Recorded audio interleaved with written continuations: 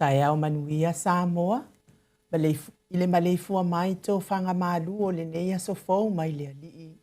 Le aso lulu, lua se folu ma le lua i ulai lua a whelua lima. Le anganga le whaalo alo e wha whelua i atu. Maleifua mai o au ona titofia le atua i so se whata tāpuai. La ua fionga ia pātele le enga. Fionga le ti a kono ia whaleata whata ma le whaletua ia fuatino. Ia mesfo o tamama tina mātua.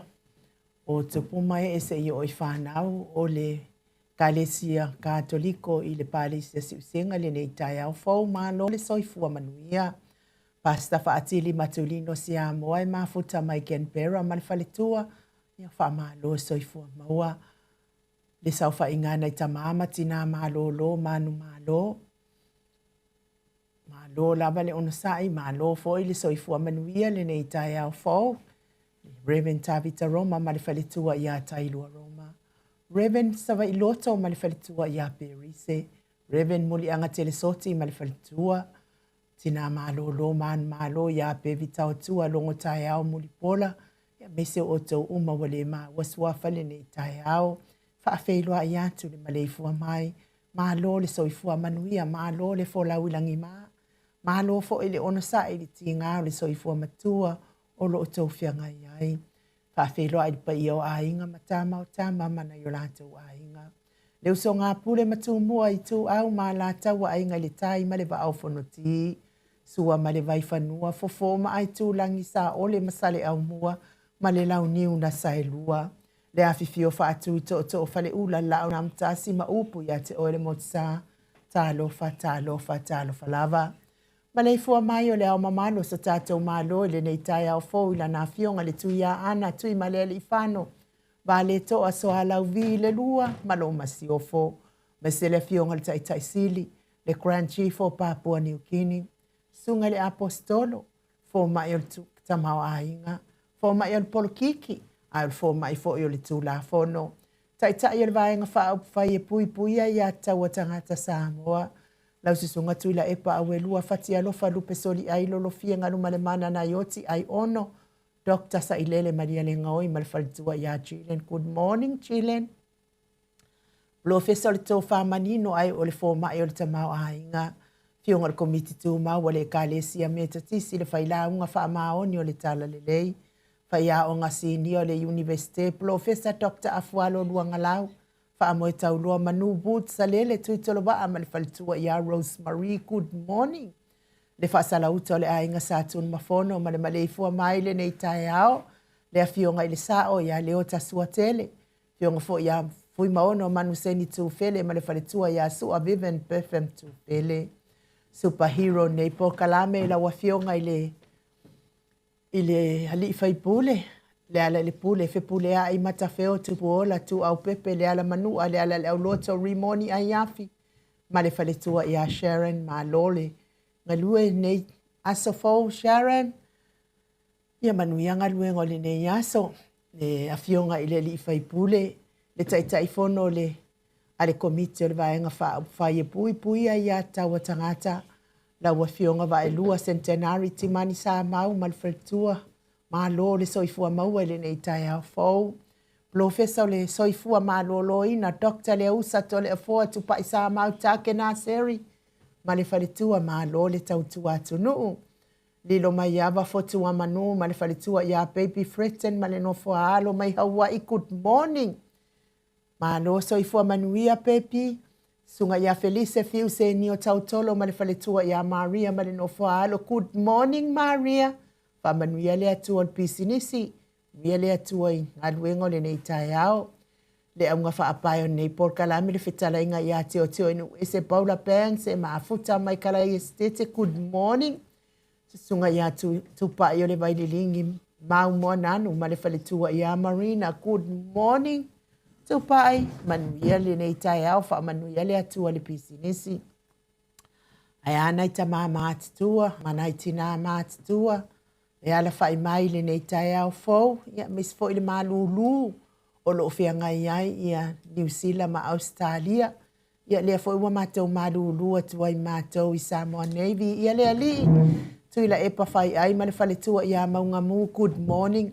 Se umanu matamua whaari ama le tausi ia sinta. Alofi po le patu uma Viena. Na nai whaumuina o le ana le tukufia ma le whalitua ia moananu. Ta alofa te le sina le avahai. Good morning. Ia manuia lava ia. Le maleifua mai marka angulu fo inei tai au fau. Alo le soifua manuia Rosalia mu popo mila e mafuta mai au kilani New Zealand. Manuia lo waso tina. Seu malo fereti funga e mafuta mai Alaska. Good morning seu malo.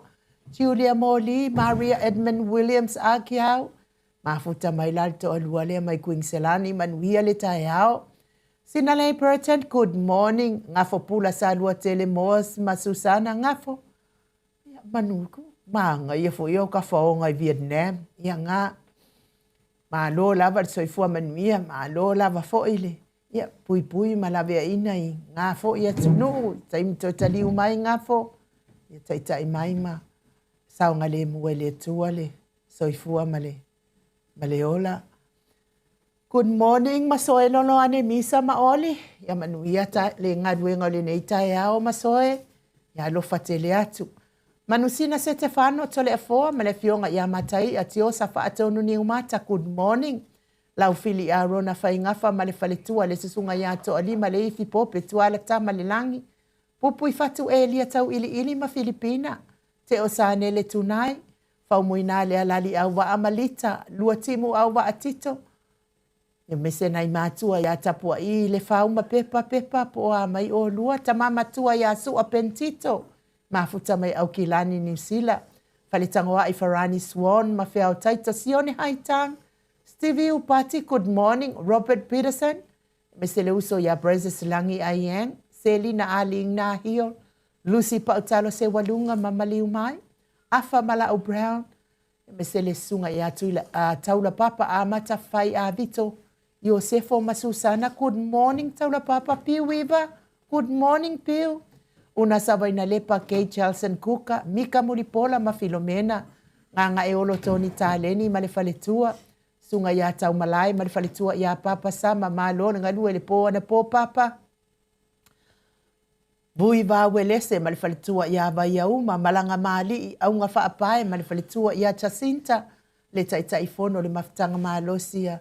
Melbourne supporters ya malo le soifua manuia mes fo ito tupu mai o to maftanga i Melbourne ya fa mania tu le atua nganu mana tau fa iula me kingi mulipola la fa ele tau sili sangyang ya fa malo lava le soifua manuia le nei tai au fo amitua na isimati ya mes fo isa wo ya tau tua so ya kenese good morning uso manuia ngaluenga le nei tai au uli kari good morning uli ya kwe kasi alba yaso ya tato to feloa ai loa liuli unga tale to file tau langi Robert Stewart to le forma e sapeta ono fia na uma mana ya male afionga ya sula daisi male no falo tau manu pepe sopo ta fia mali itonga tuki male faletua ya peka pa katonga tuki malo le soifua manuia le nei tai au fo manuia fo inga luenga faiva matiu te masani ai le mafuta mai fo yo le musu tau wa le toa mai sati toa le pata mal faltua ia vai good morning malo le soifua manuia mes fo ile fa felo ai isi o toa ngane ya tau wa atangaloa no fo tolu avi i mal faltua ia kolkita e mafuta mai fale apuna fionga ia mana sionali ya Mikaele Hunt mafuta mai fo ifale apuna ya manuia le nei tai au uso ya maisele mafuta mai o malu na tunu ilunga o penga tfailangi le apio fo linga mal tato YouTube fa felo ya te oto uma ya nganga fa aloalo nei tai au malo soifua manuia malo fo ile usu ya maisele tato fa felo ai fa to ile fionga ya sa mau le atinga le afionga le sao ya sa mau le atinga ngai ono soli tamali iti mani sa mau mai pes mai se se ona faltua au le male ami o le male anga le ya mana ya male ai ngali i good morning sa mau mana ya ma lor so i fu manuia le nei tai au fo fa manuia le atua i fai mama tiute o le nei ya so fa manuia fo i le atua le anga le fa manuia le atua le pistenesi Le viiga lea o le atua, momoli atua ai whaawhiloa i whaaloalo mo o tau umalava, mawhai ona mafuta mai polkalame, ale Maota Samoa viiga o le atua i le nei tai au.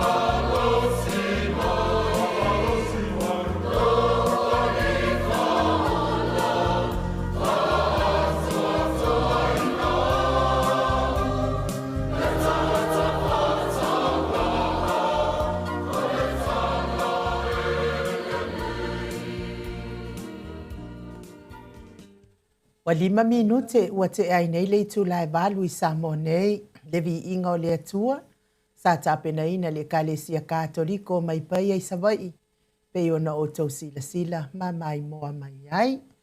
Ia e whaamanu foi i le tātou au whaafonga le nei tai au o no tātou pokalame ananafi. E lopo le alme watupu wa. Be whaafaa mai, motu whaafaa mai tātou pokalame le aso anafi. Ia whaakulo ia tole foi e siri le kuukao i musika ki. Ia po le alme watupu i. Upenga ta whailangi neva i tau i nungo. Ia a nei tai au ia lewa.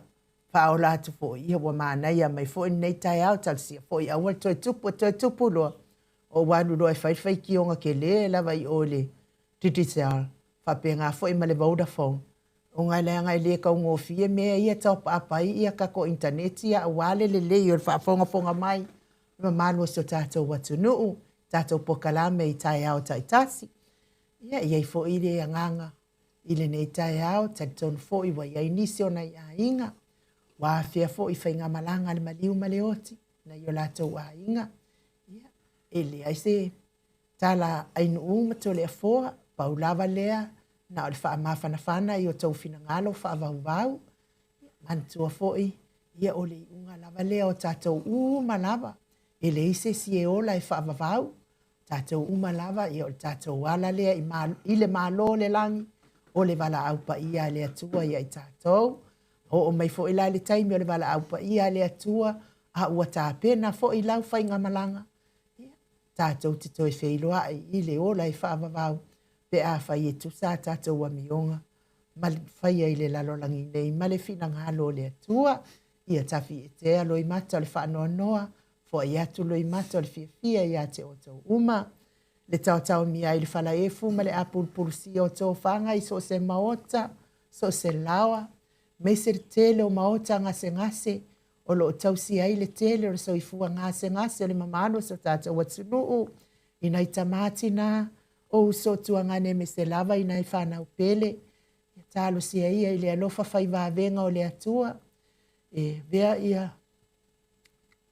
tonga fitinga ali i matama i tausi so ifua o ala o lana wha longa i o tautino ngase vea musika o nei ala ata o se whaafia loto ave se ai nisi ti ngama mawhatianga o le loto lo tau whianga iai. Whamanuia fo i le atua ili so i fua matua o nei tamaa, manai tina maatua, nisi o lo tausi tonu o Maota o tausi ai, ia so i fua matua, ia anga le leile atua ia te o tau, e wilawa ina tau so i fua maliti ngā, ia ai amu ia fo i o tau, whaafua lewa i le atua lo tau so i fua, tau te mafuta i pea mana i tau whanau, ia ao i aile nei lalolangi. Ia e meise la i la tau oe o lo o maua le ngase o le loto e le lea ma le loto e palapala. A whai e le mama le loto, e le mawhai lava, o na maua se rua mafutanga ma le atua. Na o le tafili sa unoa o le ti a polo i tono lo loto, ono o lo e mawhatia pea i le na ngase. E le ai la se tonga fitinga i le lalolangi nei e mawhai ai ona tonga fitinga ngase lea.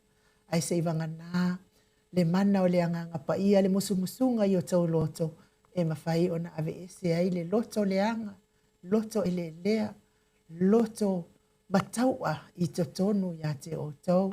Le vi inga leo le atua, sosoani atu i mawhatianga o tino, mawhatianga o le loto, ai me se wha anoanga o lo fianga iai manisi. Uma malo se tātou watu no o. Una whaalasa, ia Yesu, le ligi o lo uwhala. Ua o wiloa, o a ulava na kuea, masawaina, elea senga manda, atali vale fia fia. Sea ese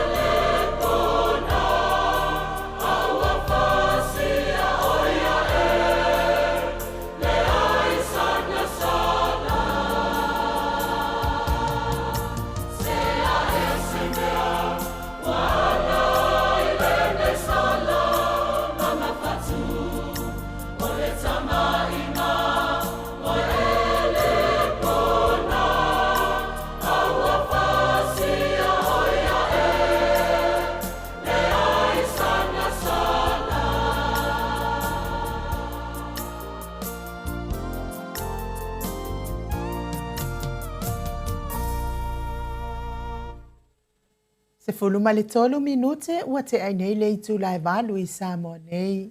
Le vi ingo le atua. Sa tapena ina le kai le sia me totisi mai tanu nga manono. Momoli atua ia lo faanga ile nei tai hao. I ngase. I le whaata oto li ai. Tono o maota ngase. Tono o lawa ma maota. O nisi o le mamadu o le atunuu. Ia me se foi. O o lo o mafatia pea I whaanoanoanga. Ia ono o le wala aupa ia le atua. Ia e me se la le tafili sau noa o le ali I le lanolangi. I tele o fina ngalo maloto le mamalu. Nisi o le mamalu o le atunuu. Ia ua whai ngase tu mau ia te ila tau. Ia tafi e sea ia I le atua. E ala I musunga le ngang pa ia. Mai le vi ingo le atua sa tapena ina. Ia lea fo iwa. Mafuta mai ia le fionga I le tapa au whaasina ia to le foa wa fo il tatou malu tai au. Nganga whaaloalo I whaafeiloa I la wa fionga le tu ia ana ave au malanga. Tama whaasau wa le tu malo. O le na tu ina atu ia o le tonu mai pea. Whaululunga o le ainga malo si vane fo ila ufutalainga I le la ulu o le taulau niu. Ia ai o le presidente o le kalesia katoliko I vuti hi o le Australia. Manole. So I fua maua nei tai au foto le afo? Malo forso I fua malang manuia. Ini fi tai au matango fi o tatou lia mai le fau o le atu nei tai au ai nu. No te manatu te milave te whatalofa mai ia te au whapea. Mai mapem whapea le pawa le ale tanto le internet le oki ale. Te leo ni pawa e a. Ia sau ngale kako internet e oki. Ia te loa nafi lewa mana e whamarulu fwoi le atunu. Tu sa fwoi ma tūlanga fwoi na o tato pokala me le aswan nafi. Ia tai tonu lava inu. Ia tato maua lava le pawa fwoi na le on sai. Ia sau fwoi mea langa aloa a matana uma whailipti tamama tina. Ia e pe malo male internet. Ia nala le umalo mal marusi ia tato. Ia toian marusi mai tato atua. Ia ele se fisi pailoto. Ia awala fwoi na le Awa wina I tātou ia lawa fwere sai ainu. Iyo, ia, malo fo I leo wa uma o na wha malulu le malo si tātou atunu o ke loa o le leanga o le whainga I tole a fo o kako masingi e mafua inga pe le internet. Ia ui lea, ia, o le mesili mataua, ia lea tātou te mafuta pe I tai au aso taitasi. Tau sila mai fo I, ia, tantonu fo I le mafau ma le nganga. O lo tau whai matusa I tātou. Lea lofa o lea tua whea lava tafa o nei ke lope. Mafuta mai ai pā angal ma o te Samoa vi ingo lea tua. Ia lea tua ona o tau. Tau tele lava nisi o pā anga Maota wa misi atoa I la ufa awhiloa I nei tai au o te tonu. I se taimi o iluma ia ona toi seki leileo o tātou whawhiloa ai.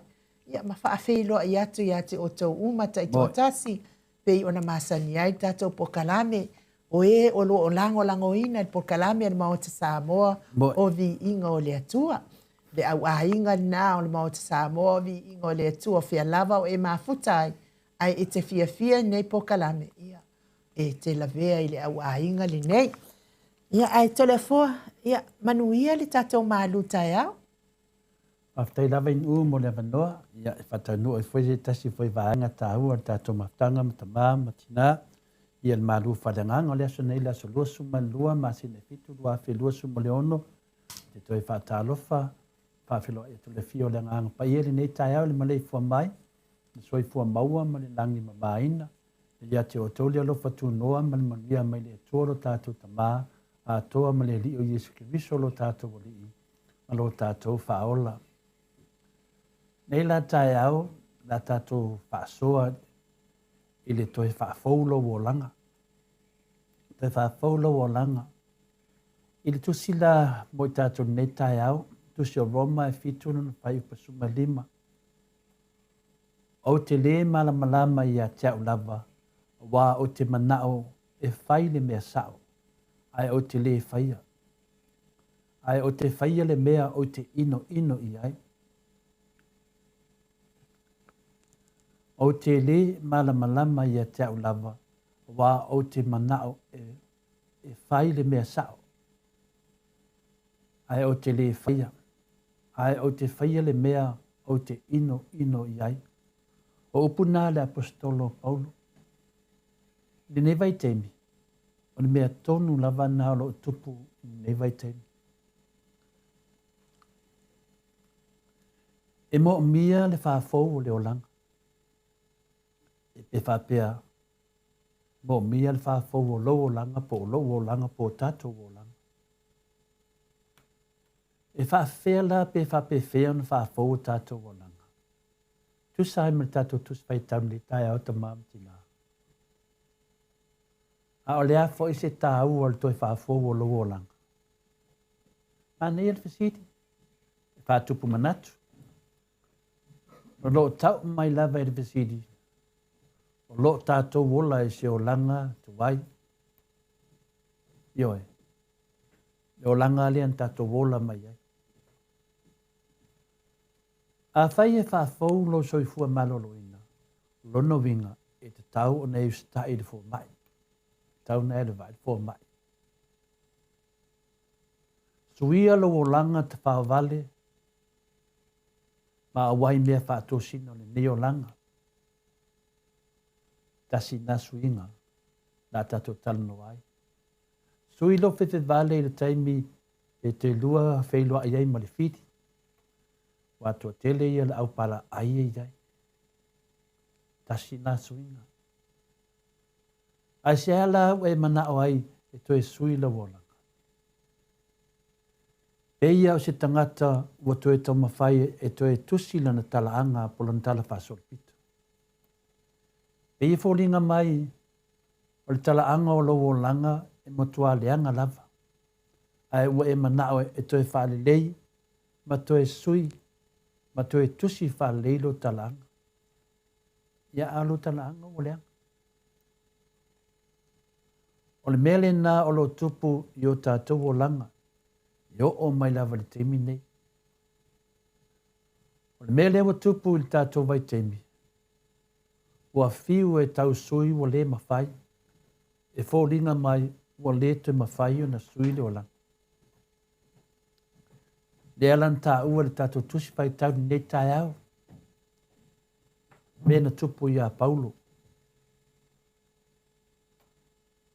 Pa mai Paulo, o te le man lama i a tia ulava. A wā o te manao e whaile me sa. Tō te le tātou o lo whapena. E le mana malama, tātou e tamu whai e whaile me sa. Ai le whaia. Te le i o mele tupu. Tinanga i loan me sa. Ai le whaia. Ai o whaile me e ino i ai. E mana ia lale fina ngalo lea le apostolo ia Paulo. E tātou te mau ai se a wala. E mawhai ai o na whaafou o tātou o langa. Mana ia le saunoanga po le talainga le apostolo. E tātou te loa ai le a wala e whaina sui. E le tātou whaasoa ni tai au. E masani lona na whaapea mai whaife au i le ngangana lea. O le mea e ngata i le poto le tangata. O e nā e amata i le sila fia le tua e mea umole nei laulangi.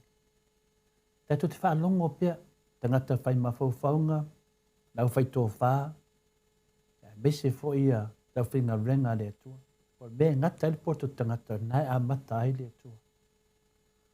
O le lāsanga mua lava e te taun tātou whaia, o le tātou malama i le whinangaro pa ia le tua. A tātou malama le whinangalo pa ia le tua. O lona winga e le whinangalo le tua e te pau atu le malaia ma e ola to i lalo le angsala e sui whanga o tātou iene.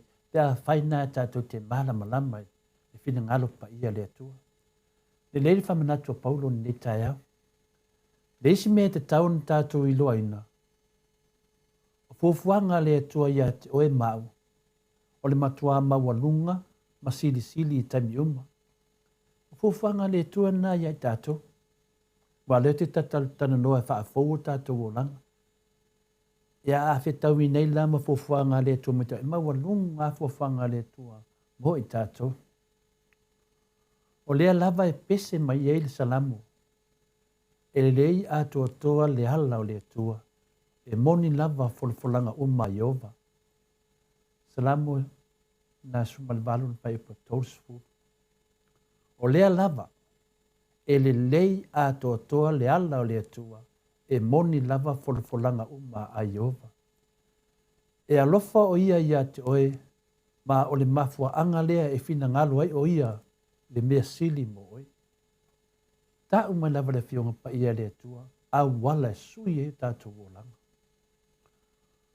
O lau tama whaila e suia mailo o langa tuai i se o langa fau, e ta tau lava na whaatino i se taimi vave lava.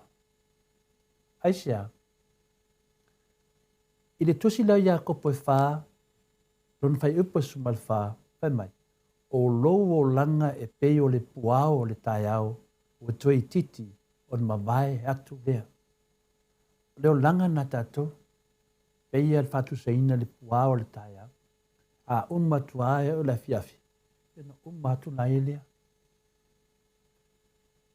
A liu la sisi whaupunga. E le whaatari le teimi. E le whaatari. Ne me ane ua mana e sui lo wolanga. E wale se teimi. Teimi anei, o lo na winga, o le o langa lea e tātou te ola, ma soifu ai, e puu sa. Nongo winga au te mawhau fika ma mao vina le e lea e te iaua a mia o tai au. E puu sa le o langa. O lea na le fi au ta ua lea e tau mawhai le fiong pa ia le tua. E wha matalaina mo i tātou nei tai au. Mua. O lo wha manatu mai e tātou. E le wha atani le teimi, ta māmatina. Le tā ua le nā le tātou ngalwenga lo whai a pēa. Tātou ki tā pena i le tai au, ma le tai au, ta pena le malanga sā. Ta talo mo o e ua malili, ta talo mo e o lo fiola, ta talo mo e wha mawalunga. Tele i o tātou ngalwenga e whai pēa, wae e tele i lor teni. E le wha atari fol teni. O lau o langa e pei o le puā o le tai au. Pamnatu ma dato tusi o Iako po pena whaitawina. Lua, e mawhai e le atuana suia lau o langa i le lelei. Fiu e mawhai na suia e le atua. Al melo ni tolu. A whai o le ae sa ili le atua se teimi nei, po le teimi nei, suia lau o langa. O le a suia fo i lo taunu unga. Na whitalai Yesu, o le mea moni, o te whai atu ia te o tau, o i la tau e whaalongo i la upu, ma tali tonu le tuan awina mai au, o ia i la tau le ola e whaavavau. E le whaasalaina lava i la tau mo a la tau angsala, au a la tau o atu nei le oti i le ola. Le Ioane na e lima non whai po luasu man wha, ta hua le suia le olanga. To e tau mai lava e le fionga pa ia le tua le tali, tato te su e ai. Ia wha pena tato wanu ta mamatina. O le fina ngalo le nā le tua mo i tato ni ne, tai au. Ia tato lata, ma pipi i atu ia te ia i aso uma o le nei o langa. Aso uma. Tato lata. I le tua o ana fuafuanga sili. Ma ana ta penanga mo i tato o loo wha tali mai. Ale me sili, o le me sili un tāua, o le taunu unga o nei me uma. E reia se me le uma. O lo walu i se oli, o lo walu i le ola e whaavaru. O mena e lua i lau tā penanga. E pia tā pena o ia e alu. E ole, ai a te tauna. Ai o tātou te tā pena i le ola e whaavaru. Ai o le fina ngalo la o le atua mo i tātou ni nei tāo. E la beai, ma whaasao loto mai tātou i le angsala. Ai ia e ola mo ia i le ola e whaabau. Ma whaatasi mai ia i le langi lunga. O le fina ngalo na o le atua. Nei la te ao ta mamti nā, tātou wola tā pena. A whai o le te vai atu lau o langa e leo le lei, ia sui. A vai atu i tele o whaafi tāu leo le iai, o mai teita. Ia fia tawi masui, ia sui. O a uma me te o iai, ni me te whaia, tono whawhinga renga ia tatou ia. E ni whaso songa vui nale, ia sui. Wa te le doa lava te mi, e wala au mai ai le tu. Ai le suia lo langa. Ia sui lo langa pea wha pea e le o le lei le o langa lo e o lai. A wha pea le te ola le o langa tuai. Ia, nai te loa wha winga le o langa tuai. Ia, whangia le tua tātou whaso netai au ta māma tina. I wha pena na ulu na na upum so swani ai tātou a wāl tātou savalinga i le ala le wha moe moe. Manuia ni asta mā, whaptai fo yuso matu whawhine. Fia tātou te whitu wha ai. Le fionga pa ia le tua whaptai enu mo le wanoa. Malo, tai laua fionga le tapa au whaasina to le afoa mo le tātou mālu le nei tai au. Ia na ianga le atua ma wapea lo soifua malo loina malosi. Ia wā lea waenga o le tātou pokalame o le malu tai au. Ia ua o le taina le pese mo le malu tai au salani ia le fionga pa ia le atua. Ia le pese na mato kalesia AOG aso ia to le afoa. O le mataua umaya le fai upo le pese ai wha apea isi leinga le pese. To ulu lau mea pula o le o la ngā tuai. O a ngā sala sa o masani ai. Le o la ngā tuai.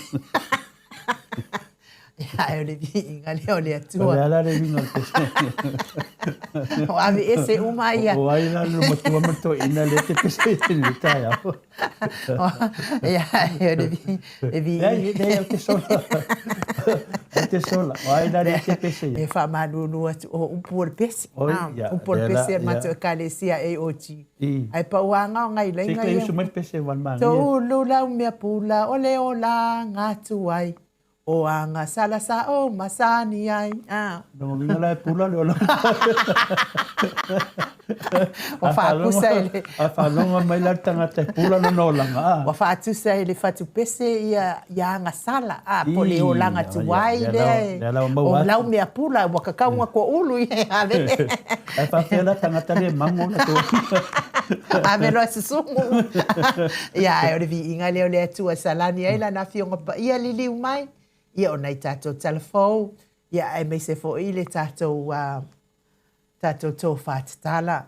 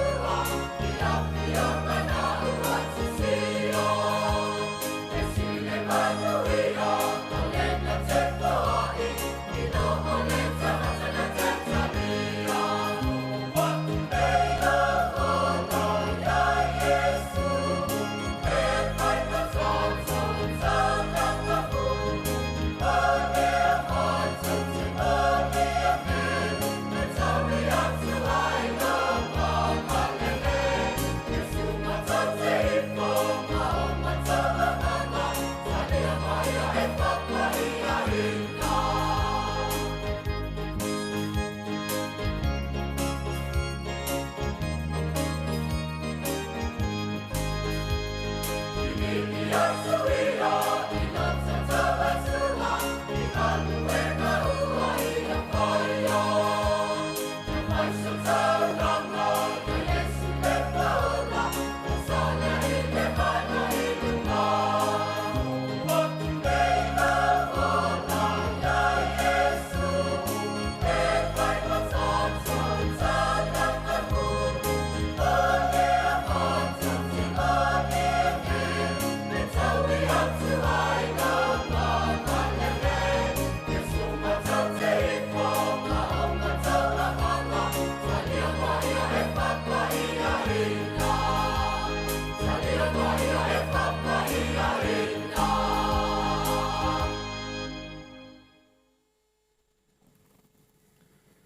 Toe 2 minute o Natale o le itulaiva I Samoa nei. Whaamalo lava ia te o tau whaafonga mai. Tātou pokalami a o le io o lai le tātou tō whātatala pei ona tāpedai na le fionga te pao whaasina ia tole fua. Iei la nai mta upu lua o te fia tautala ia nei tai au. Ta upu mua o le tātou whanua lea sa whai ai le lulu a le HRPP. Ona o lea fo iwa wa ai atu le alu I lunga o le tau whaaleanga I le lulu a le HRPP. A tangata I le aini fōringa. Ia, ona whaalawe la a whaitau I tangata vai. Ona te ia lea wa talitonu ai fo I whaamatalanga tangata I le aini fōringa. Ia, a whaafofonga mai la, ia lango a le HRPP. Sa fia o e o whaina mai mua mai nei taimi ia maisi taimi wai lunga la tatu pokalam o le SSE ia whaamatalanga wa tosi lunga o Facebook ma lunga o SSE a wata te whaalongo ia I SSE a mata mai ale tusinga I le SSE whaapea o lea oa tala noa ina I le nupi wha o le ale mea o le a kalango ai fua le nupi wha ia le whanua dena whai ai ia le lulu a le HRPP. E le ai ma se whi au a le nupi wha I le whanua na whai ai le lulu a le HRPP. Ma sa lo tangata lea na whai ai ia tustusinga ia ilunga. E le I whaataua so na whanua mai le iloa ma se pau e tas. Tumu. Ma sa lo fo ia ia o iloangi ngai pau. Alanga lai ma ngā o ai. E whai le tau whaaleanga. Tau whaaleanga lea wa sasau whaafi lungo le YouTube, ma lungo le tātou Facebook. Ai sau te sila fia, e sasau e to e mua I atangata I e fia e whaitu langa lea. Whanua, ia la ua alu le whanua. La ua ave le whanua I tamaloa na manu malo le whanua. O le tamale na malo le whanua, na alu lava I pete sa whaatau mai eila na tusi. E se I lalta, mole tangata e moni la na lona lango ina o le HRPP, na le alu lava I whaatau o lana tusi. Ai le o manatu tele ini. Pe le maua I le pole I el tamalea. Se I mai loa le lulu ma lol pe pal tamalea, ai le ilo el tama o la wa ma lol lulu. Ia ona vili loa lea o le tātou ofisa tonu tamale. Wa umalana na o le tama ma le tātou ofisa e whaasino le whanua o le tama. Ia male watu. Ia e sa o arkala le hero le nga whai le sias. O le whangua lea lawa ia le maumanga ia le ufi ma. Ia whai ko ngā whai ma. Ia o le tūlanga na sa iai. Lawa iai. Ia mataulia foi. A pe foi lau mātou. Mātou lea a ulea maua. E yen maka mai fasifangua le I moa. Ia o au tafala ile I ngalue ina.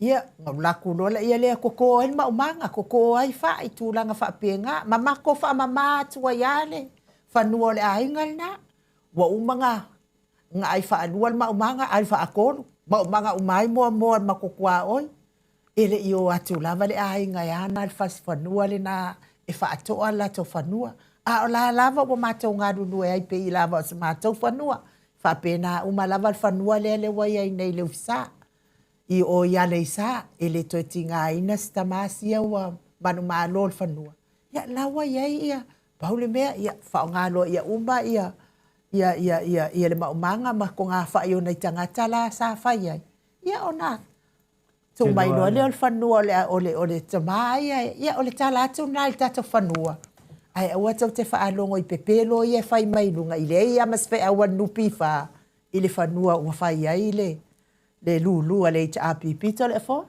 ia malo ia ono wa pina le ta u fo le nupi fa ia ono fainga tangata ia oi fainga tangata nei ia pe wo fa afia se me afina le I tau fa bon ye ni me pe pelo la to fai ma tau li fo tangata nei ai nu o le la tau wa metatia o le fola mal pe pelo na li la e fie ia tangata nei e fa matala ni me pe pelo e fa se ele tu no ia o le ana mo o ai nei me lulu Whapea tai le o iai. Ia o e whaitala pepelo ne tangata. Ane maro losi la tātou e wha malama pele tunu. Mariela. Ia awa ni tō talia tangata nei e tusi mai lalo i o lātou lava fōringa le vaia. Wala ana le au no fōringa o tangata nei inu. O te loa ai fōringa korila. E fōringa maunki tūlanga whapena. Se mea whapenga. Awa whainanga e le whaaria mai lako fōringa. Wa ana whapena tangata whina le whaari mai fōringa. Ia o fōringa na tangata na. Le lātou wa vaisu o le fola o me pe. O na watu loa leo tala pepelo ia le au fōringa korila ia to le fōa. O na o mai loa le ia leo si vaenga fo isia wa whaari mai la tau fōringa. Wa tala noa iai. Wa whai lava le sisema. A wafo ia le koe o mai Samoa e mōdi ai. Ine ngā kai fōringa korila. Ai fōringa whē. Ia ai o le nā le tala. E tau te whafofonga mai pēr. I tātou i ta pokalame le ta apipi. Le pokalame a le fionga i a tolonga taua. Ia ma nai o nalo. Ia pokalame le Maota Samoa vi ingo le Atua. Pēnā fōi ia le fionga i le. Saali i a salapo lotu. Ia whapena fōi utanga ata mai. Ia o tātou pokalame nā. Ia ma le fionga i a tiu manu matua. Ia usala o ki umanu makua e o kaunga wha makua ia. Nei, o ti manu matua. O le alo li. Ia. Longo vinga la. A tala nga wha matua, ti umanu matua. So no le marsawani. E o wha atasi ia lala. E le o sawali ia whina le aino. Sa whetalai. Sa whetalai. Mo uma whaina o tala noa ai le. Pai, o tātou wha whaulo o langa. O tātou wha soa ni tai au. A whai ngai tūlanga whapena. Ia e o tu tusalawa. Le matua. Po ti manu matua. Ia po le fionga le alo li ia ngauti a ti manu matua. Ia ma le fionga le sa whetalai ia sala. Ia whatasi ata mai asia. Langa e la ua o ma aio. O lo fina wina le mea sao ma le ame tonu. Ia ma le fina ngalo le te talitonu. O le fina ngalo pa ia le tua. Ia o tātou pokalame na e te whaafonga iai. Ia na e maua ile na o tala sao ma mea moni ma le wha mahoni. O ai vali ai vaenga lea. Ke ia le waki ngai fualo loto le ita apipi. Ai le ai. Ia o te talitonu la. E le toi whaonga ina la le whanua lea. O matau lea o le tonu ai lea o tātou lulu a le whanua lea. Ia ai sa malo ai Wellington ia ele fia mana al whanua mana al tupe. Ia ona ele toi o nofo mau Samoa nei. Ia lea fo ina malo ai le tina Samoa nei. Al tina i tele fo iona ia whanua. Ia lea la fo ina avel tupe eto e mel whanua to e whai e lulu lea. Ia ona o lea la wa o ia tatu ofisa mal tamale o malo lulu. O te tantonu. O le angalue lo al tamale ai lona whanua to le fo. O le mea sirin whaftai.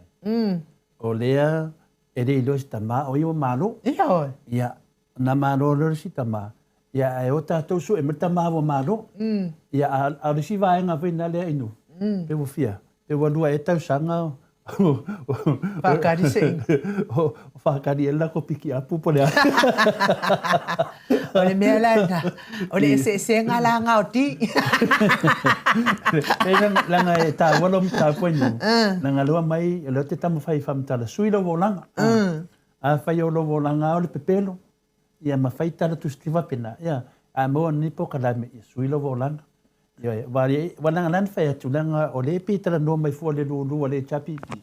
A le lulu e fia e tau sanga o tau whakari. E le ngata o tau su e se loli e po se Ia malo to le fo ia o tato o le whamalamalanga lana o nam tā upu momua. Tato mta upu la lea e lua i tato mta upu. Ia ntu atu leo le avanoa ia to le fo e a wā ia le tato pokalame masani o le tau whatala. Ia kai au fo ili siaso. Tā upu e lua i tato mta upu. Ia o lea fo ua uwa ai atu fo ilunga i tusinga whaapea ua tongi i whafo ia le tamuwhainga a le fionga le ali whaipule le ia le ala pule. Lea na tamuwhai ai e apili ia le iunga al whamasinonga talasa. Whamasinonga talasa. Vai o tau. Ia, mole whaafonga mai la le cha apipi. O le talasa o lava lea. Lea watu nei li Maota Samoa o Viiga o le Atua. Sa o le whaamatalanga lea. Ai ele itongi i fafo. Ele itongia i fafo. Pere le o le ta upu lea. Ai me mawhai on tatal no ai wale wa umal whaamasinonga. O le mata upu lea. O le ingoa le ala le pule, lea sa ta uwa lea le mata upu lea e o mai taimi nei. O le isuafa o le ala le pule, fasi o ki ka ngaka kulou, e le koko lima tu lou. O le ala le pule na maliwa i le alo lea le tausu e nei po oi na maliwa. Lea la na fai e le whaamasinonga. O au, sa iai ala o mawhauwhaunga ke vinga ia to le afoa. Pisa kakaua ia le ale le pule na faisa na lo ia. A o le itaitai tango fia le mata upu lea. O te vinga lava ia to le afoa i le tala lea. Ai ona o le ale le pule. O ia o le fai pule. To e atamai le ale le pule.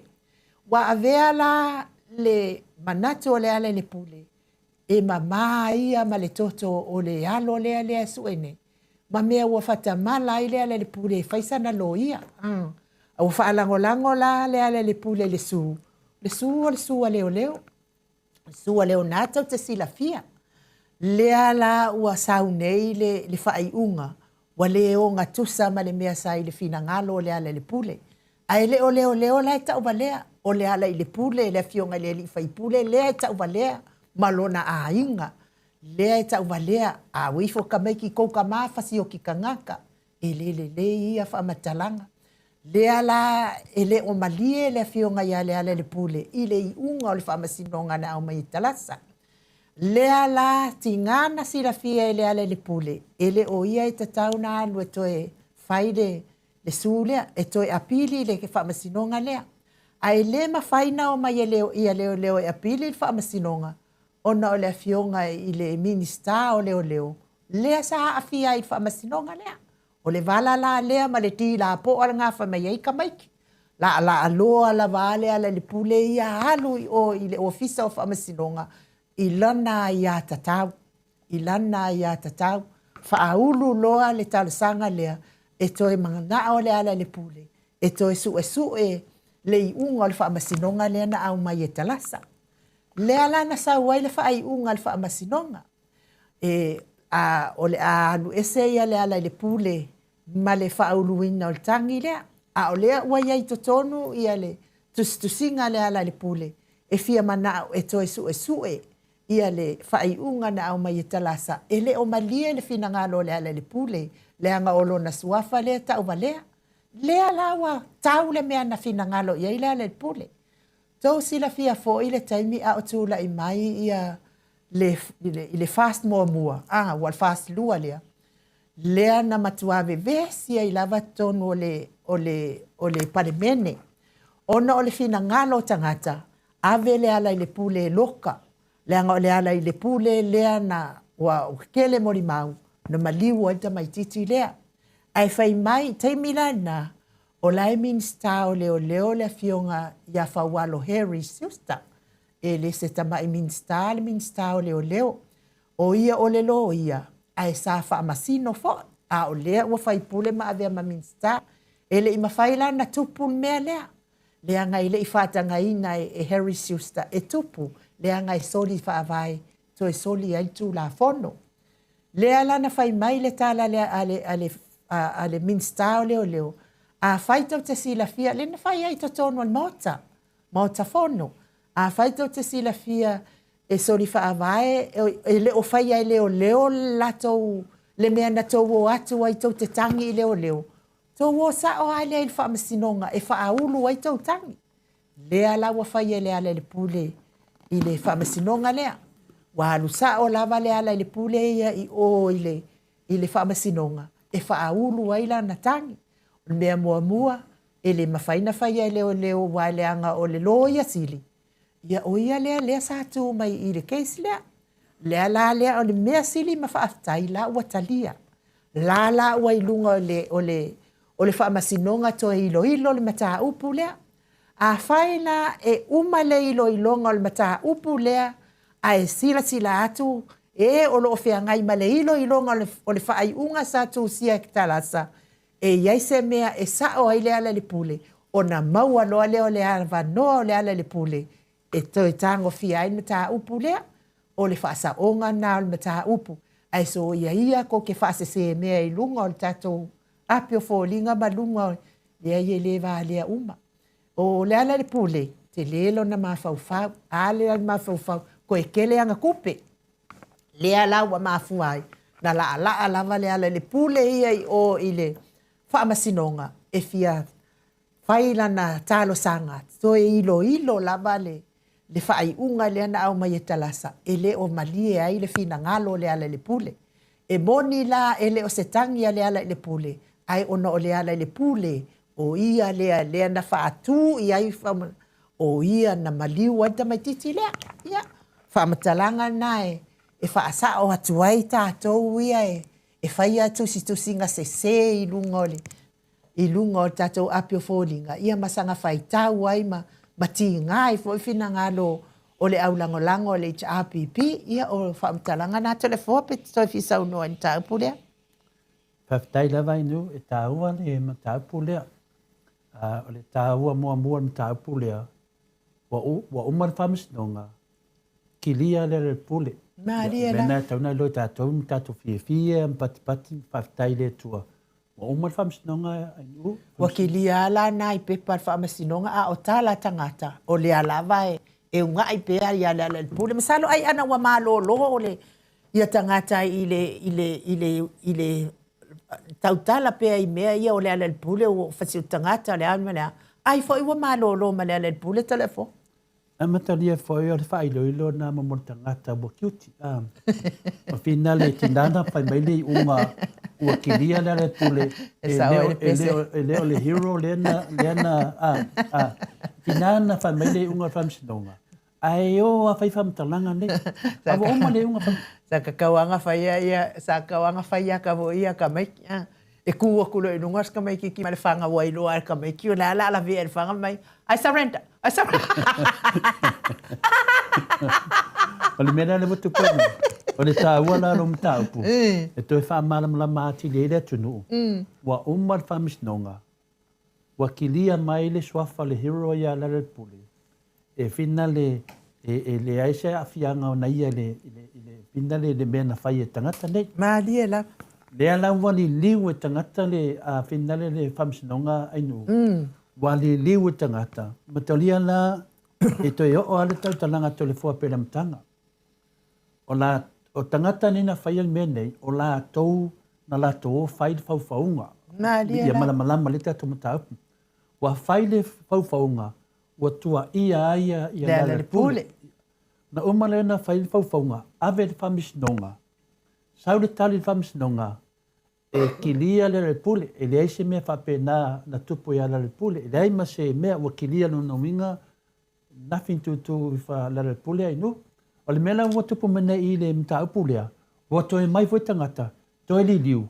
O le pule na whauwhau ia lato. Maalia la. Lea lea ua mafua i doa la le teimi nei. Na ave na ia le pule na mtaupu. E le unga na whai le whamsino. Ia lama whawhingo fie whanongongo. Ia na batu la ia lea. Mataulia la e tolu whamsinonga ainu. Le whamsinonga mua le na whai le unga le tamaitai whamsino. Na mai ala ia lea. E maua le vanoa e whai ailo apili. Apili la lea po le whamsinonga o talusanga. Lea la na ave le apili pena lea ale le pule pena whamatalaina. Maalia la. Matonia na o leo lea na mauria ina le vaenga lea. Ala le pule. Le na whai etua inga tangata nei. La le sa o whatulanga. E whaulave la ua leo. E whai le apili. E langa la o lea fia le pule tele o whamatalanga. Wa ana whapea e le toi oko e kawakala o la to fofonga ma toi mai toi. Manua whape nei e wa loa ki lia le pule na umaira le bebesi. Ala mai lava whai whamatalanga. Lea la walu le pule. E ave pea ia lona ai ate tau. E ave le apili. Lea la batu le apili a whina le pule. E madolia na o tangata whina le atamamai. I mo mea nei o sa elinga le ame tonu. Ia o atu le whamsinonga lea. A le ai whamisinonga longa lua, e te leo o whamisinonga longa tolu. Maliela. O whamisinonga longa lua nā lea, na watu ia le whinale le tausanga le pule, e tusa ma le unga le na whai e karasa, i le tamaitai whamisino. E watunga, wa uma wina tā pēna mai whamasino le tusinga o lana i unga. Ia awai nei mawhai lava, o na mose ava noa e whai se pit. Ia le ala wa batu, ia le ala wa tātia teimi nei, le ala wa whapea mai ala i whamisinonga lua. O la e o kei ali unga le tamaitai whamisino, le la ave lo le whamisinonga longa tolu. Matali e foi teimi o Yesu, e tolu foi ia, me sa ave i. O le mela le whea tolo tala inu, le ala wa tātou wolo le whamisinonga longa tolu. O ida e muta i loa inu. Maliela. Ia, o le kongi le fafo, le whapea me la tau wa kongi fafo. Ia, o pe i whina le talitonu, au nia whaine fo se whina ngalo se sinau fu tongi fafo. Ia, o le mele wa tupu, o le wa tongi mai tonu. O le mewa tupu, o tongi le maia. Por pese le kale si a metisi. E whaangara le upu napa whapea inu ele to e alu ia le sunga ia le pule, mimoni. Whapea la le alu lunga le volontoru. Ona whetau ero le upu nai whai mei lato, o tongi fafo. Lala o tongi fafo e sapo me le pule, toi tongi mai te tonu. O lele whai mei lato, o tongi mai fafo. Ala whea tu tātou, e oe te wa aid whamsanonga tonu, pe wako e kongi, okuri me koko. O lele o tongi e tu tonu. O i le whamsanonga longa tolu ainu, lele whamatalan mea silinan tāua. O i, o le amatuasu e su e loa, pe iai lava se mea, i finale. Matonia na, le tātou te loa umar te le la fianga le pule. Tātou loa umar whamatalanga o whamasinonga lea, le lo tala noa al whamasinonga malamlam tāpu. I le teimi ena mai media finale ia si maina oifo. Dil mai ava. Sa matua whamatala le mena tupu tonu o whamasino. Sa matua whalongolongo i news tāwito tonu, a mai whamatua halu teimi o inkalesi le tunu nā mea. O mea lana, lea lana su e le whamsinonga longa tolu. A su e tu lai me inona tolu, ai ese ma mei o tusi mai e whamsino ain u. Ia le vala lana, wako e kongi manu tau pi tolu. Vai la o e te ua fia wa kongi whafol mea. E sapo mai fo e le ala, e toi tongi mai tolu. E te mina, lai fo pesen wha mai, tongi le maia. Lai wa tongi atu le maia, e toi tongi mai fo tonu lisi maia. Longa winga, o ta whai whaalova pe nei tātou te minei.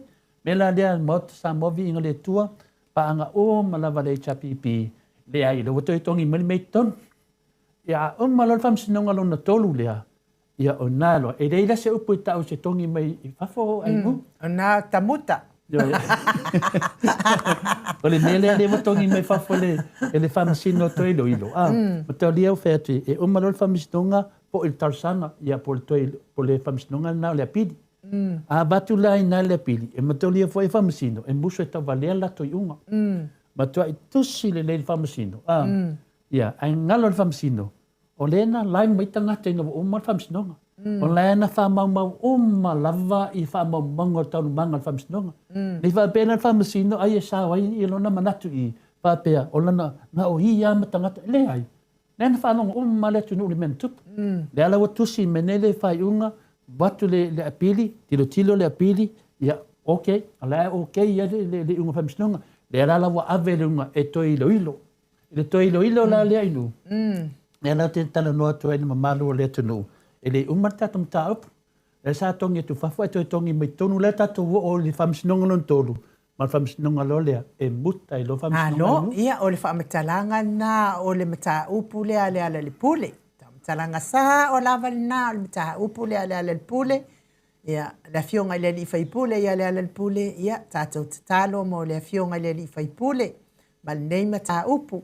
Nau ta inga le fionga le li fai pule. Ia whaamamalo na ingoa. Se ia i loa tonu po o ai ia na whaia mea rea e ta uai ia. Talo mo le ala le pule, talo fo'i mo le tātou mālo Samoa, maua se mālo file mu, se mālo pei o na tātou a mata mai ai, whea lo whani tangata uma.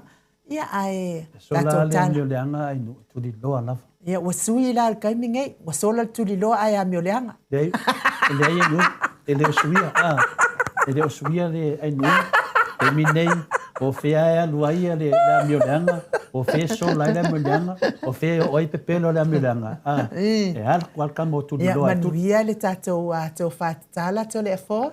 enu se me se pese na pa mo mo Ia, lei, matu la le pese le mo le fionga i le li fai pule, ia le ala le pule. Mais fo pa anga umal mo Samoa vi ingo le tua le tapua inga le cha apipi. Ta fai fiol ne ke lope vi inga le o le tua mo o tau uma.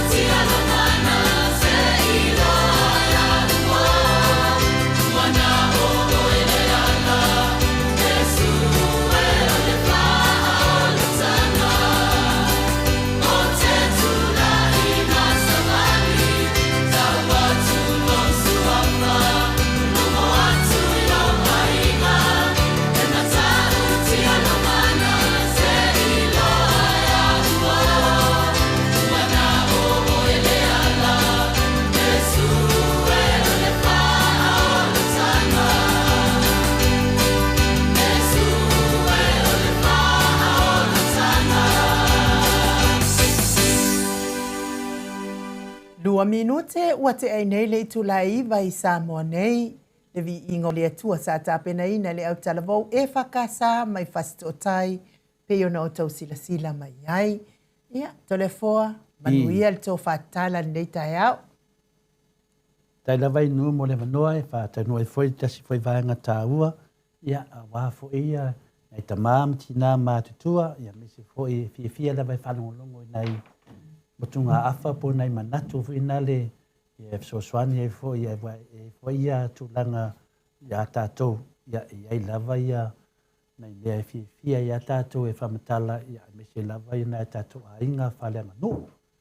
Ia lea ua umana tātou tala noa ta mamatina i ta mainga mo fuina tātou tala talaina mai le wha au I vinga mai fuina le o le ngafa o le tuia anga ia si tau mai lava le tangata lea e soi fuor temin nei ia mo fuina tātou whamatalaina le ngafa o le tuia Atua ia se i o mai lava le ta mainga lo soi fuor temin nei e wha pena foi le soafa le ta mainga le sunga le mali toa se i o mai lava le temin nei ia wha pena foi le ngafa mtaafa por tu ia tu mtaafa ia onai nangona manai manatu ia esele taua ia ona tasi le vaenga e to tele foi mo malo le tunu ia e latou te faamalosi mai foʻi ma faapea mai ato le foa faamatala atu nai tala faapena ia e lē atoatoa tosilafia lelei lava e lē atoatoa se faamatalaina ia ae lai ai se avanoa mo nai mataupu fifia foi latou i latou te loa ai foʻi me se lava tulaga faamatai le ana tatou amata ma foi le tuiaaga pena sauai le tuiaaga tamalalagi le taʻu e tatou le fegagafou paasolo mai loa le i le afino le toeina le ia salmasina ma e losa masina saulo le foi va ese ma lo foi va ese sina tau fau ma so buon malama na umalo le ia ne e to vaenga ie to tolu so malo ia sina la lea na usu mai ti tu ba mai fale atiun fa ero ngafa le la ia i tamale o famuinani en tato tala no adi siaso famuinala le ia ila na fa nau le ta o tu fia ia mafsu anga tole foa ia le tamale o fonti ia ma le tene le o penale o samala ulu ia fa nau la le to tolu ia tatia la ia mafsu anga tole foa ia samala ulu e tato anga i mai lola ia fonti le la tato wo i le ngafa le al fonti ia po ai le tupu mai le tupu ia ma ukafa atu le tupu lea vai tele a inga te tele Samoa na tula mai ai fonti la lea la no sunga le ia fuatino le alo tole pai le maua le tamba le wangotia le fa lange tatou o le alo ali wangotia la lea e ia no sunga te tele lava ia le foi sa waitu o Samoa po ainga te tele le atunu lano sunga lea ia poto le alo amitua nai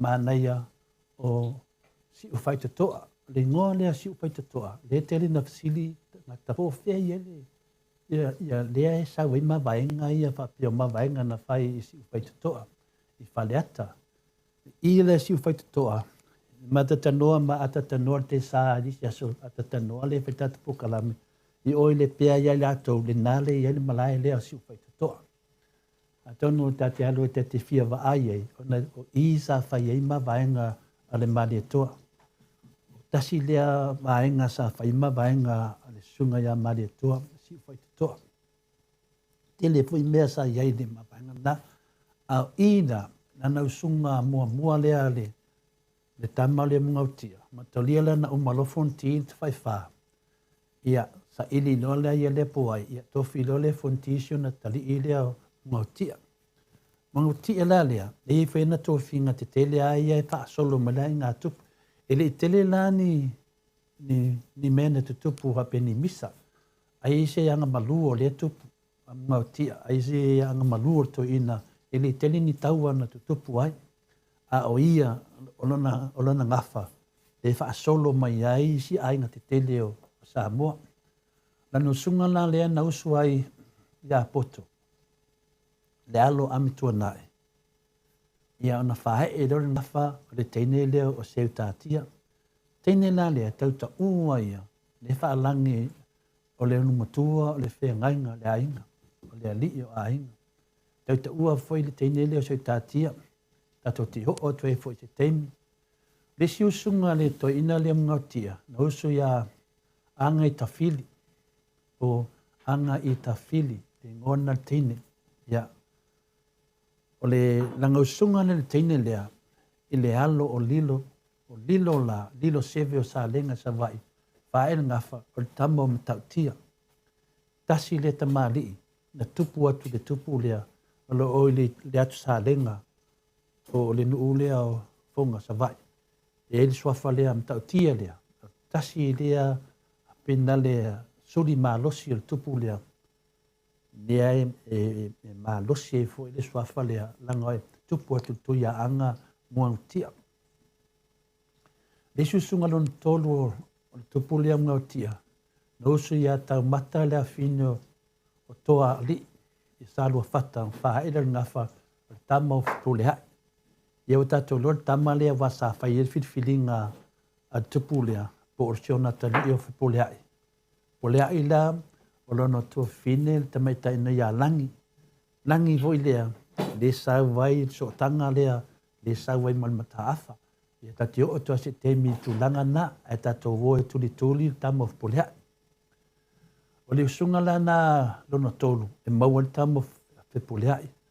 O le usunga lona wha, le usunga lona wha mnotia. Ia penunu i vao lea fino iuli fale wha. Ia teini la lea, ia ele alo. I la lea na maua i lolea vanoa. Na si i mai lolea le tamo fua vai lili, e whai malata ma whai. Tamala lea fua vai lili. Lea na vai tamai li tupule mnotia. Tamala lea na suafa ia tupua fua vai lili. Tupua fua vai lili lea. Lea na sai lau wha iei lufi lufi. Papa pensa sai lau wha iei tu mua. Sa ili ifo le ngafa le tama lea. Ia o fui moono. Mena lana wha alangi ia fui moono. O le ngafa tasi. Ma le malona wha le tua ia oi lau. Wha alangi e leo le fui moono lea tunu. O le ngafa tasi. Ina wasau le ngafa le tama le fua vai lili. E sau ma le kua ngange fina le vao esili na tato tala noli siaso. Ia tama o fina leo. O le kua ngange la foi vao esili tapu mana ia. E tupu mai ele tupu lea po le tama lea fua vai lili. Ia le sau wala na ngafa tau mo le fui moono. Whapelo le tangata. O fui moono o le ngafa ala vai tasi. Le ngafa ala vale sau ia foi vao ese. Ia sau nole ia foi vao ese sau a tau mai ia mnotia. Ale ngafa foi le tasi. O le kua ngange o fina leo foi vao ese. Ia fina lea denga sau wale tama leo tapu mane. Tapu mane ia lua. Pa solo mai a se tau mai lava ia foi vai lili. Ia lea la tama la le foi vai lili. Ia lea na tofi e leo le tupu. Ia siona tali i lea. Ia fina le so o mele ngafa al tupu. I le na amata me leo le suafa lea wa mate ia e tu mua ia le afina le mesa i le mafofau o mungautia. O tama lea, o tama ainga, ia e sifiat. O mkwa ke leo ainga tama lea, o ila na amata i le mailo le upu lea, o le tama ainga, o le tele ainga tupu lea. Ia mana ia talaanga o le, pinale o le tupu lea mungautia. Le ia na mawaenga ia na whaia seu tātia, i le unumatua. Ia ese na tofi de tama leo fua vai lili. Ia ai sa whai ma ana mawaenga isi ana whanau. Ia se temi whamtalina ia le. Pela whamtala pia no te ngainga le ainga seu tātia. Lea lana whailoa i murinu ia i lano ngā fuafua. I spolota emo i lufi lufi. Ia waenga ia na whaima waenga teine lea. Ia api ne te wa se ese i le tātou mtaapu. E toi whauawa tu pēla mnotia. Na uma mnotia sa so olea ma tupua lea. O tupua la lea. E lana whanau. E lana tali i o ngālu malimanga. E alisa na tali i o le lea. E le tama leo a foa lena whaila taua mga malimanga. Ia malisia na tali i nā lua whalemana. Lua whalemana la. Ono nā whawhine. Le na saua ene ngafa le mata afa. Se yo o martemi nei. A o le uso la alua whalemana, i le tama leo ngama le mana, le ana so o mai malona tama. Ia tele ata la e whai e le tupu leo ngama le mana, ia whai sa whai whalata ua mo le siona uso na. Ia o usunga la le to ina leo ngama le manga, tasi lea usunga le te tupu mai, te o tele fo i o tupu mai e o tato watu nuu, i tono nuu mana le whanga. O usu ngama le manga ia ngalo pāpā le alo mai ava i tātufu. Whae ilo ngafa tama o nufua sa e wha. Ma le tama o tā isi. Ma pua ole me mea. Tō tōru ni al whanau lea ale usunga mua lea ngama le manga. Le usunga longa lua ngama le manga. Ia le tele tae maa le alo. O le si wao i tāutu. Ma whae ilo ngafa. Tuala lau le lei. Tasi lea usunga le. To ina lea e lua ai. E malesi na o pae nga le tau vat, tau beve. Ma vii mata ala. Ia ma le teine leo ta loa pātina. Le usunga leo na tolu le topu lea. O nga malimanga. Na usu ia te lilo le alo sanga polu whaera ngafa. Ia tama leo tuana masala. Mantua whaina whamatalaina. Ili si tato pokalame. Ese tuala. Ese sala o le saafitalai, au tuala o le saawali. Mo finfa matalama vaenga foi I ia fo ia ta mari. O ia fo ia sofa te tele o le atunu. Le satuala. Ia altamana le sia tali o le ngamamam. O tuala masala e tasi le ingoa. E lua ingoa pe tuala masala. Ia e tasi le tangata. Ia o le susunga o ngamamanga. Ngausu ia ina noa le alo to mata e solo solo. Paile ngafa o tupole sava po o pule pule. Tangata le tasi e lua no suafa. Ia o le sunga longa lima. Da usu loa pola na sunga muli muli na usu loa sa malai le alo tu li fana tu italili na fa e le ngafa tamale ta o i ama fana po sai pa ia usunga le sunga foi na le mo wai loa ma le tamata ta o le o tai ali i po tu pua tai ali usunga la ia lima le tupu le ngal manga le ai ai le talanga upu foi na le au tele tapu ina tapu tupo ile ta oto lima le ngal manga tupu la lea to lima lea le fa langi uma ia fa na oto ina lea o le aloli o aloli ia tato te loa ia fina le alo mta afa alo tutusa mta afa ia alo male toa au i la suafa o le alo ali. Le alau tātou loa ai, ia o suafa ia te tele, na maua matupu le mga tia. Ia o le tātou, a soa le nā wha, tala wha Samoa, ia wā fo ia whawhonga anga ta māmati nā, o te taritonu fo ia e le atotoa le whamatalaina, e taua na whai taua na eimu ma vea, i se whamatalanga, i e fisosoani e fo i tato mtaapulea, wa tautonu, i e tele ata mamati nai fia, i toi whamanatu i e lātou tupuanga a inga tautupu. Ia mela lea, ia e whafoi me foi se upu, mo le tau tamari i whawhonganga ta mamati nā, ia tole fua, a ia manuia lavane yasu whaftaila vai nuu, mo le avanoa. Malo, tai la o fionga i le tapa au whaasina to le foa. Ia, mo le tātou tō whaatala ni nei tai au. Tai tōn fo ia, ia se mea wao ngā nei pō kalame mo lau whaafonga mai. Ia whaile mavi inga o le atua. Ia a whai fo i se tala pō kalame upa o papa. Whaile o le atua lo fina ngalo ma ngalo ele au o nanga le Maota Samoa vi inga o le atua. Le fionga le tapa au whaasina ia to le foa. Ia a me se fo ila ua fionga mamalo. Tātou wheloa i tai au, le tātou pokalame, ia toi mawai fo i tātou tō whātala, ia wā lava so sila fia, so soani fo ia te oilo, vāto to'o, i a o whenga iai fo i tātou nei la langi, i le vai whafo ma le vai whane, maanga ia mo le meorka maali i ai, a whaila unga ai makwai chei aharam ia uma, ia a whaina ia o ngāne pokalame mo oe, tātou wheloa i le aso atai au, manuia nei aso Samoa, nei tamā matina mātua ma le tāpua inga, manuia whaiva matiu te wha manuia le atua i pisinisi, wha manuia fo i le atua le tāpua inga tatalo au na le atua, wha aso i fuaia.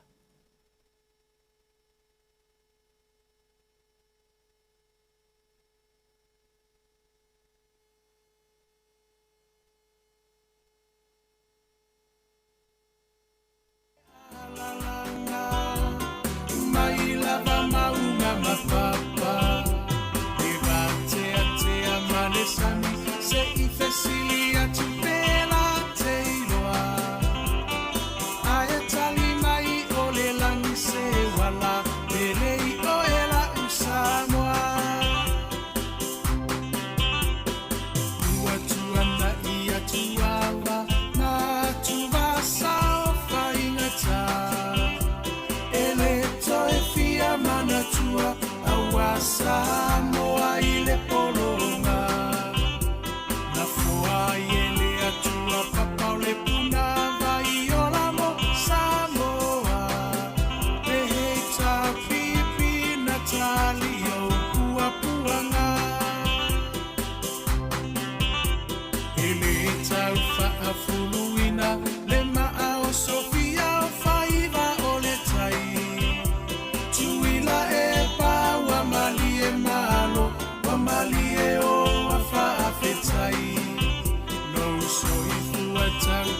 mo Samoa uelo alo atausanga o oe ole toe iuta ia upufa yo Samoa maile amatanga e wila va inifita uava e manua ile no foa inga ae mama upea olango ole va awa ole Atua na teta itaina Eilo alava ole tauta ipoto ia solo uloua E tawi maile langi lo uso ifua tautua Le heita pipi Alo ia yo faiva Ia fata mali Ua e masani a ilava Ia tasi o le loto Mafaa mua mua pea le Atua Ole a upengana E te taua I ole taua Omoli atu le faa fetai Imini sita umole maota Ele tau whaailo aina Awa e ngangana o ngā luenga Tele atina e ese Ua manui ai Samoa Kwa tumapu e aita ua I motu uma ole Pasifika Sui fai pule uma ole heita pipi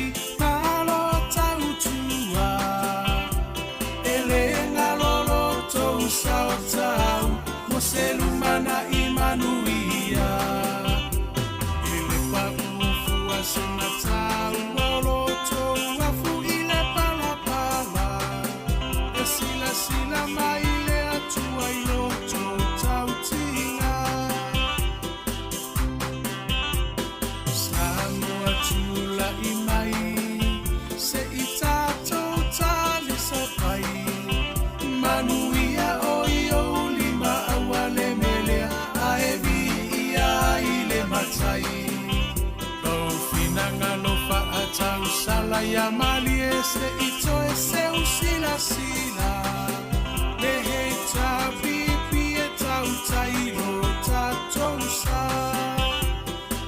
Le heita pipi alo ia yo faiva Fata mali Ua e masani a ilava Ia tasi o le loto Mafaa mua mua pea le Atua Ole a upengana E te taua I ole taua Le heita pipi Alo ia yo faiva Fata mali Ua e masani a ilava Ia tasi o le loto Mafaa mua mua pea le Atua Ole a upengana E te taua I ole taua Omoli atu le faa fetai Imini sita Maota Ele tau whaailo aina Awa e ngangana o ngā luenga Tele atina e ese Ua manui ai Samoa Kwa tumapu e aita ua I motu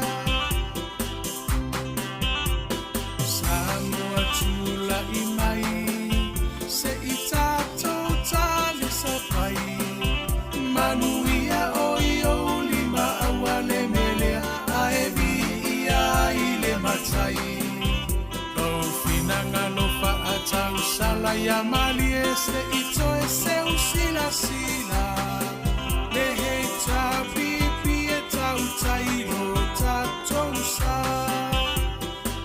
le heita pipi alo ia yo faiva ia fata mali ua e masani ai lava ia tasione roto mafa'amuamua pea le atua o le a upengana e te tauai o le taua le heita pipi alo ia yo faiva ia fa'atamali ua e masani ai lava ia tasione roto mafa'amuamua pea le atua o le a upengana e te tauai o le taua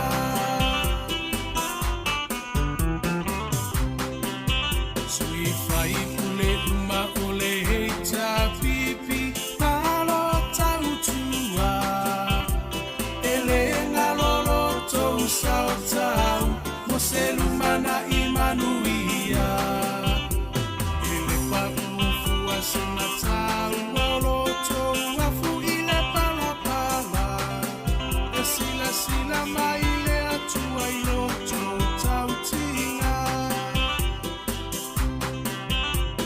Samoa tula imai se itato tali sapai manuia oio lima awale melea aevi ia ile matai o finanga lo fa'atau sala ya mali ese ito ese usila sila le heita pipi e tau tairo tatosa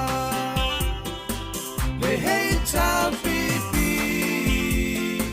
alo ia yo faiva ia fa'atamali ua e masani ai lava ia tasione roto mafa'amuamua pea le atua o le a upengana e te tauai o le taua le heita pipi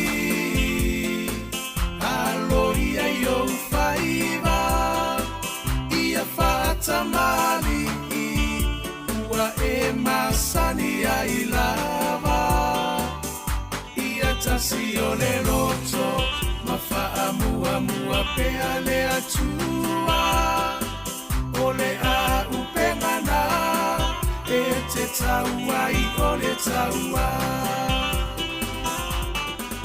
le heita pipi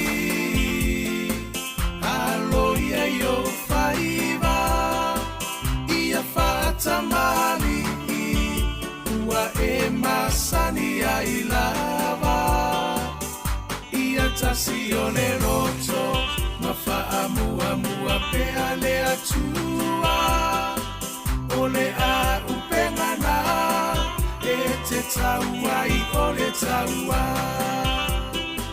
le heita pipi alo ia yo faiva ia fa'atamali ua e masani ai lava ia tasione roto mafa'amuamua pea le atua o le a upengana e te tauai o le taua